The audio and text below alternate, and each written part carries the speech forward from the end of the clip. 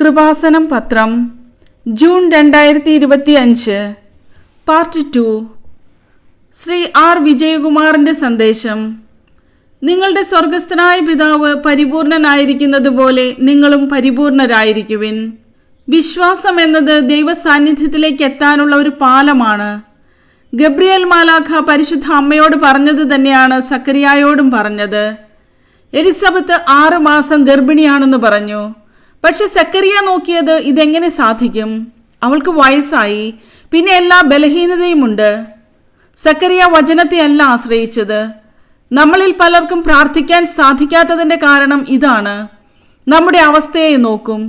ഉടമ്പടിയെടുക്കുക എന്ന് പറഞ്ഞാൽ അതൊരു കുടുംബ ബന്ധമായിട്ട് മാറുകയാണ്. ഈ 3 കാര്യങ്ങളില്ലെങ്കിൽ അഹങ്കാരം നമ്മളിൽ ഉണ്ടാകും, ഈഗോ ഉണ്ടാകും. അതെല്ലാം ഒരു കറയാണ്. അത് കളയാൻ വേണ്ടിയിട്ടാണ് ഈ വർക്ക്ഷോപ്പ് ദൈവം നമുക്ക് തരുന്നത്. മത്തായി 5:48.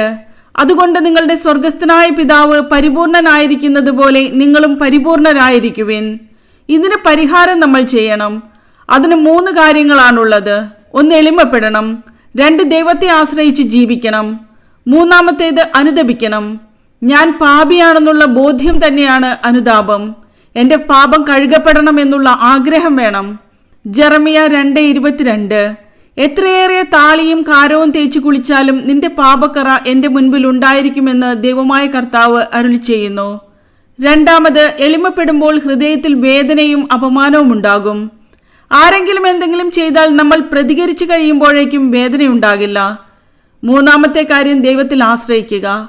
അരമണിക്കൂർ വചനം വായിക്കുമ്പോൾ അതിൽ കിട്ടുന്ന വചനം നിങ്ങൾ അനുസരിക്കാൻ നോക്കുക.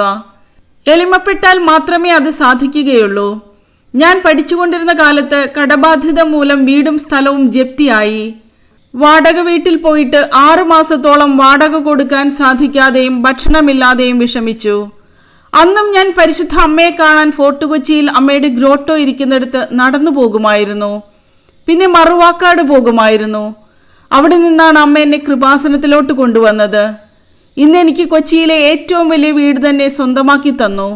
അപ്പോൾ നിന്റെ കറ കളയാൻ വേണ്ടിയാണ് ഈ അനുഭവം നമ്മുടെ ജീവിതത്തിൽ ദൈവം തരുന്നത്.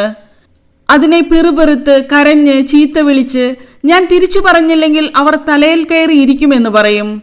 എനിക്കെൻ്റെ ഭർത്താവിനെ ശരിയാക്കിയെടുക്കാമെന്ന് തോന്നും. മക്കളെ ശരിയാക്കിയെടുക്കാമെന്ന് തോന്നും. എൻ്റെ കടബാധ്യത ഞാൻ വിചാരിച്ചാൽ മാറ്റാമെന്ന് തോന്നും. അങ്ങനെ എവിടെയോ ഒരു അഹങ്കാരം കിടപ്പുണ്ട്. ആ കറ മാറണം.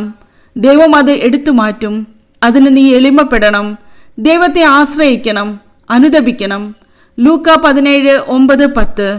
കൽപ്പിക്കപ്പെട്ടത് ചെയ്തതുകൊണ്ട് ദാസനോട് നിങ്ങൾ നന്ദി പറയുമോ?